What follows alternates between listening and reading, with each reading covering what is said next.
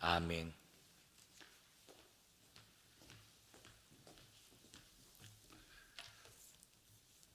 데살로니가는 지명입니다. 데살로니가 교회는 데살로니가 지역에 있는 교회를 말합니다. 신약 성경에는 교회 이름이 항상 그 지역 이름으로 되어 있는 것을 보게 됩니다. 그것은 단순히 어느 특정한 모임만을 말하는 것이 아니고 그 지역에 있는 하나님의 백성들의 공동체 전체를 교회라고 해서 그렇습니다. 우리는 서울 시민교회도 있고 옆에 능동 성지교회도 있고 그렇게 하는데, 장로교의 정신은 사실은 그 한 교회가 교회가 아니라 노회가 교회입니다. 저희 교단은 35개의 지역으로 나누어져 있습니다. 저희 교회가 저희 서울 시민교회 속해 있는 노회 혹은 교회는 제가 속해 있는 광진구, 그리고 중랑구, 그리고 동대문구, 그리고 성동구, 그리고 강남에 있는 내구, 강남구, 송파구, 강동구, 서초구, 그렇게 8개의 구가 노회로 되어 있습니다. 그 지역에 있는 성도들 전체를 우리는 서울 남부 노회라고 하는데, 그 노회라고 하는 말은 교회의 다른 말이라고 생각하시면 됩니다. 그렇기 때문에 모이는 장소는 다르지만 노회가 장로를 세울 때 그 노회에서 장로를 세웁니다. 그래서 우리 교회 장로님이지만 그 노회에 가서 시험을 치고요, 또 우리 교회 목사를 청빙하지만 노회에서 허락을 받아야 됩니다. 그것은 신약교회가 말하고 있는 지역에 있는, 그 지역에 있는 모든 그리스도인들이 한 공동체라고 하는 것을 말하고 있습니다. 모이는 곳 달라도 동네도 다르지만 우리가 왜 한 공동체가 됩니까? 그것은 하나님 우리 아버지와 주 예수 그리스도 안에 있는 데살로니가인의 교회, 그렇게 되어 있습니다. 이 안에 있는이라고 표현했는데 영어로 말하면 in이죠. 그래서 데살로니가 안에 있는 교회가 아니고 하나님과 예수 그리스도 안에 있기 때문에 그렇습니다.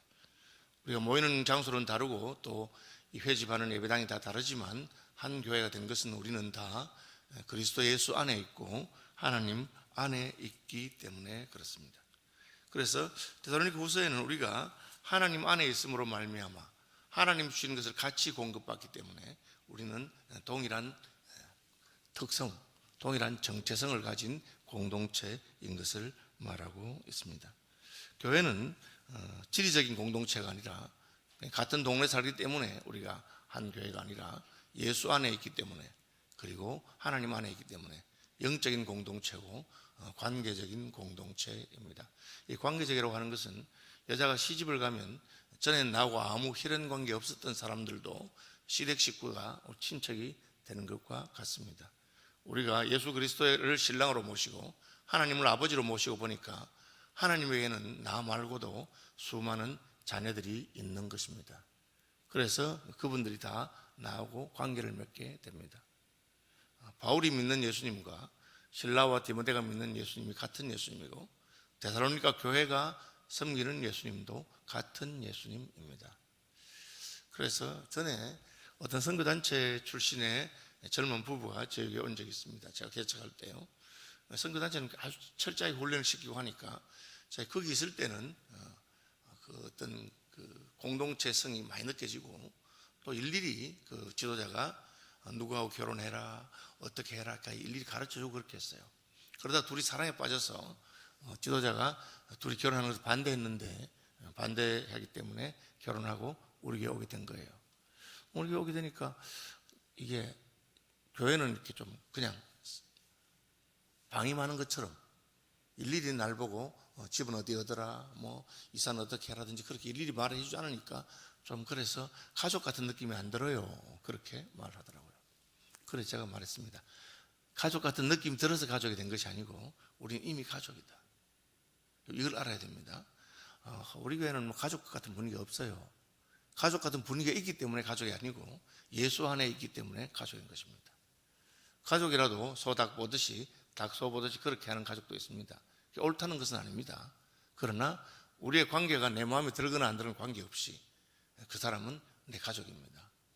무슨 저런 사람이 있을까? 참 내 마음에 안 드는 교인이 있을 수 있습니다. 그러나 그 사람이 아무리 내 마음에 안 들어도 그 사람은 내 가족입니다. 형제간에 다툽니다. 뭐 저런 오빠가 있어, 차라리 없었으면 더 좋겠어, 그런 생각이 들 수 있지만 그렇다고 해서 오빠가 아닌 것은 아닙니다. 왜? 부모가 같기 때문에 그런 것이죠. 바울과 실로아노와 디모데는 데살로니가 있는 교회와 우리가 그리스도 안에서 하나인 것을 말하고 있습니다. 하나님 아버지와 주 예수 그리스도로부터 은혜와 평강이 너희에게 있을지어다, 그렇게 말하고 있습니다. 하나님을 아버지라고 부르는 것, 오늘 본문에는 하나님 우리 아버지라고 했습니다. 나만의 아버지가 아니고 그대의 아버지 되시고 한 아버지를 모신다는 것은 놀라운 고백입니다. 더구나 하나님을 아버지라고 부르는 그런 다른 종교가 없습니다. 다른 종교에서는 하나님이라고 하는 절대자는 무섭고 두려운 존재요, 우리를 심판하는 존재입니다. 그러나 성경에서 예수님께서는 하나님이 우리의 아버지가 되시고 그냥 아버지가 아니라 아바 아버지, 아빠라고 부를 수 있는 그런 존재인 것을 알려주셨습니다. 이것이 믿어지고 이것이 깨달아질 때 우리는 놀라운 은혜의 자리에 들어갑니다. 누가 뭐라 해도 내게는 아버지가 계십니다. 그분은 바로 하나님이십니다. 하나님이 우리 아버지입니다. 세상 사람들이 요즘 뭐 금수저니 은수저니 흑수저니 다이아몬드 수저니 그런 별의별 말을 다 해도 우리는 하나님을 아버지로 모시기 때문에 대단한 집안의 사람이 된 것입니다. 그러므로 예수 믿고 나면은 과거의 열등감이 싹 사라져야 됩니다. 왜? 나는 더 이상 열등하지 않기 때문에 그렇습니다. 하나님이 내 아버지십니다. 지금 내가 거지 옷을 입고 있다고 해서 내가 거지는 아닙니다. 왕자와 거지에서 왕자는 자기와 닮은 거지 소년과 옷을 바꿔 입습니다. 그러니까 거지 옷을 입었다고 해서 그가 거지가 된 것은 아닙니다. 그는 여전히 왕자입니다. 혈통이 그러하기 때문에. 우리가 그렇습니다. 우리가 이 땅에 살아가는 동안에 아무리 찌질해 보이고 남들이 우리를 무시하고 배운 것이 없다고 그렇게 무슨 취급 아무것도 아닌 것처럼 벌레 같은 취급을 한다고 해서 우리가 벌레가 되는 것이 결코 아닙니다. 우리는 하나님의 사랑받는 자녀인 것입니다. 바울의 마음속에 이 강력하게 있었습니다. 예수님도 하나님을 아버지라고 부르면서 이 땅에 왔잖아요. 십자가에 죽으라고 하잖아요. 그러나 예수님은 하나님 아버지를 향한 사랑을 의심한 적이 한 번도 없습니다. 하나님 아버지와 주 예수 그리스도로부터 은혜와 평강이 내게 있을지어다. 은혜는 항상 하나님께로부터 옵니다. 은혜라는 걸 알죠. 받을 자격이 없는데도 불구하고 은혜가 임하는 것입니다. 어떤 자녀들은 마치 자기가 부모가 날 낳았으니까 무조건 내 잘해준다 그렇게 생각하는 자녀들이 있습니다. 부모가 돼서 그것도 못 해주나 뭐 이런 식으로 말하고는 합니다. 그 옳은 말은 아니지만 왜 그렇게 말합니까? 부모가 해주니까, 말만 하면 해주니까, 마치 무슨 빚이라도 진 것처럼 자식에게 해주니까 그렇게 우리가 말하는 것이죠. 그것을 우리는 은혜라고 합니다. 자식이 무슨 받을 자격이 있습니까? 그러나 부모는 자식에게 잘 해줍니다. 자녀이기 때문에. 하나님 아버지이기 때문에 우리에게 은혜를 베푸시는 분입니다. 은혜는 항상 하나님께로부터 옵니다. 이것을 모르고 이 사람 저 사람 찾아다니고 하는 것이 우리의 실패요 실수입니다. 여러분, 하나님께 찾아가서 하나님께 아뢰면 됩니다. 하나님, 제 형편 잘 아시죠? 하나님, 제가 지금 이런 형편에 있습니다. 그것을 우리는 기도라고 하는 것입니다. 새벽에 오셔서 하나님께 여러분 마음에 속상한 것, 기가 막힌 것, 도무지 이해가 안 되는 그런 험난한 웅덩이와 구덩이에 빠진 것 같은 것, 그런 거 다 말하면 됩니다. 요셉은 형들이 자기를 구덩이에 빠뜨려 버렸어요. 이게 있을 수가 없는 일이잖아요. 요셉에게 누가 남아있습니까? 하나님이 남아있습니다. 요셉은 종으로 팔려가도 하나님을 섬겼습니다. 하나님 앞에서 나는 그렇게 보디발의 아내가 유혹하는 유혹을 떨쳐버립니다. 왜? 하나님과의 관계는 끊어지지 않았기 때문에 그렇습니다. 하나님 아버지와 주 예수 그리스도로부터 은혜가 임합니다. 평강이 임한 것은 무엇을 말합니까? 평강은 우리에게 은혜를 베푸시는데 그분이 진짜 우리를 사랑한다는 확신이 있을 때, 그죠? 여러분, 저는 이제 집사람하고 저하고 이렇게 이리저리 다니다 보면 제가 친구 목사님들이나 또 옛날에 SFC 간사했던 분들이나 이런 분들한테 가면 집에 가면 신세를 지기도 하고 얻어먹기도 하고 그렇게 해요. 집사람은 너무 황송하고 미안해서 뭐 그렇게 하느냐고 그렇게 합니다. 저는 하나도 안 미안해요. 왜 안 미안하냐? 그 사람이 나를 사랑하는 것을 알고 나도 그 사람을 사랑하기 때문에 그렇습니다. 여러분, 사랑하면 미안한 것이 없습니다. 하나님께서 평강을 주십니다. 우리가 은혜를 받아도 전혀 미안하지도 않고 이 은혜가 다음번에는 끊어질까 걱정도 없습니다. 100번을 해도 여전히 같은 은혜를 하나님께서 주실 것입니다. 그게 깨달아지면 마음이 편안합니다. 그렇죠? 거지 소년이 부잣집에 입양이 됐는데 처음에는 안절부절합니다. 좋은 옷을 입히고 좋은 음식을 줘도 안절부절합니다. 왜? 이게 언제까지 갈지 자신이 없기 때문에. 그냥 다음에는 떨어질까? 쫓겨나면 어떻게 될까? 만약에 입양당했다가 파양이라도 한번 당해본 사람 같으면 더 그런 마음을 할 겁니다. 내가 어떻게 잘 보여야 이 집에서 쫓겨나지 않을까? 그런 생각을 하게 되죠. 그런데 우리에게는 그런 것이 없습니다. 하나님이 원래 우리가 거지보다 더 못하고 원래 벌레보다 더 못할 때 우리를 사랑하셔서 자기 자녀를 삼으셨습니다. 그걸 깨달으니까 우리에게 평강이 있습니다. 우리의 은혜의 근거가 우리 자신이 아닙니다. 예수 그리스도의 사랑입니다. 하나님의 사랑입니다. 그러니까 우리는 그냥 갚을 수 없는 은혜에 눈물을 흘리고 갚을 수 없는 사랑에 그냥 감격하고 만 가지 은혜를 받았으니 내 평생 슬프나 즐거우나 주님만 위해서 살아야 되겠다. 그런 마음이 생기는 것입니다. 그 하나님에 대한 신뢰, 그 하나님에 대한 그 사랑에 대한 그 깨달음, 그것이 있으면 우리 마음속에 평강이 있습니다. 내 마음속에 평화가 있습니다. 왜? 내게는 하나님이 계시지 않는가? 그분이 바로 내 아버지가 아니신가?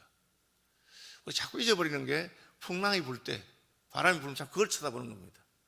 그걸 쳐다보지 말고 풍랑이 불면에도 불구하고 배에 그냥 누워 주무시고 계시는 예수님을 보면 됩니다. 아, 이게 죽을 풍랑이 아니구나. 풍랑이 우리를 죽일 것 같으면 예수님께서 일어나셔서 바람과 바다를 잠잠하게 하시겠지. 그렇게 생각한다면 그 풍랑은 아주 스릴이 있는 경험이 될 것입니다. 토요일 날 제가 밤 비행기로 왔는데 처음에는 이제 이게 성탄절 예배를 못 참석하셔서 마음이 불안하고 막 견딜 수가 없었어요. 그래서 조금 지나니까 내 생각이 내가 왜 이렇게 불안해하고 걱정할까? 하나님한테 달린 거 아닌가?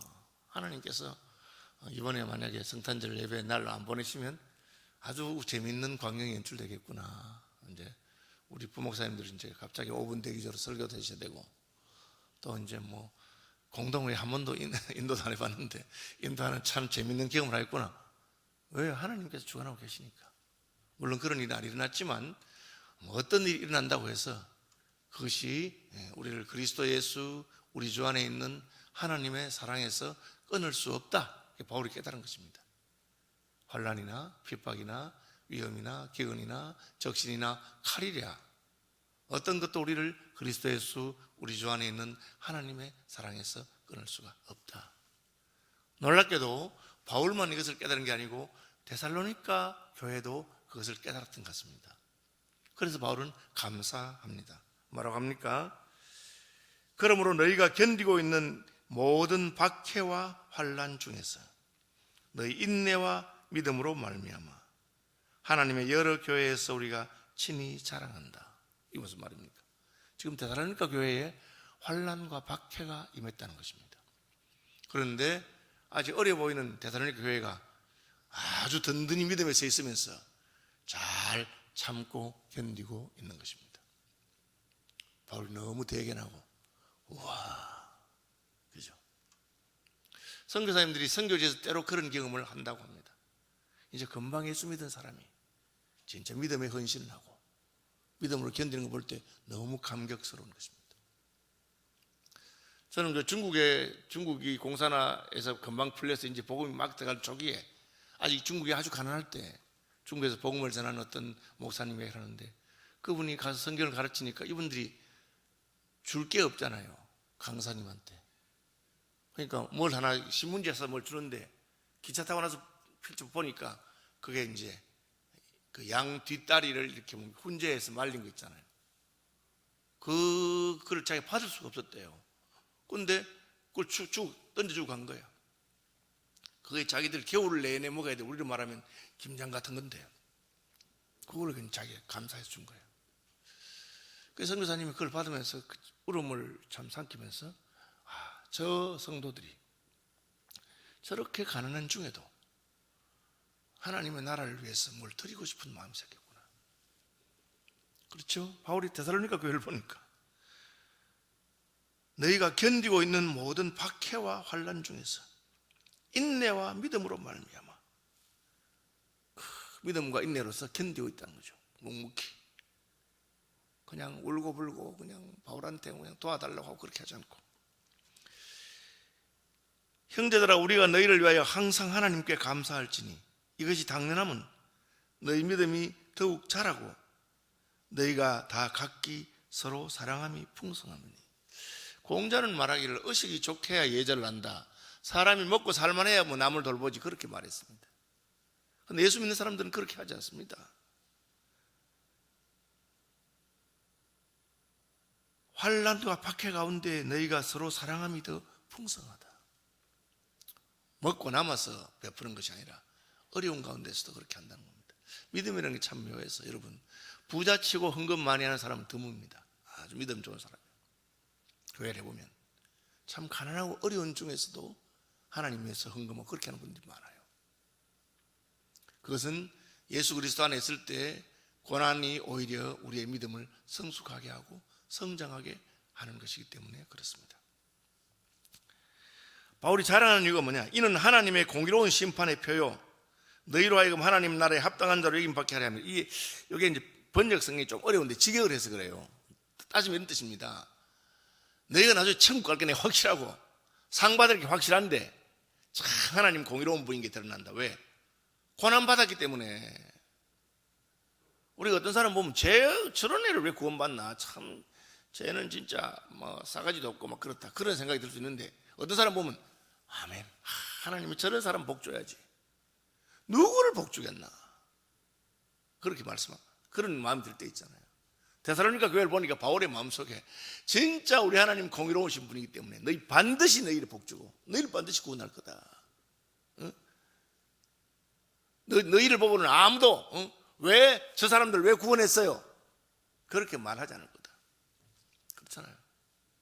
우리가 주기철 목사님 일제 감옥에서 돌아가셨는데 주기철 목사님 보면서 저 사람 천국 갔을까 그렇게 말한 사람 아무도 없습니다.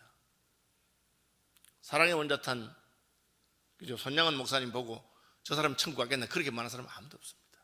그 자식을 잃어버린 그 극한 고난 가운데서도 오히려 하나님을 찬송하고 하나님을 신뢰하고 우리 아들 미국 유학 가려고 하다가 천국 갔으니 더 감사하다고, 그런 게 어떻게 믿음이 없이 나오겠습니까? 하나님께서 공의롭게 심판하실 때 너희 때문에 내가 자랑스럽고 하나님이 공의롭다는 게 너희 때문에 더 드러날 거다, 그렇게 말하고 있는 것입니다. 그 나라를 위하여 너희가 또한 고난을 받느니라.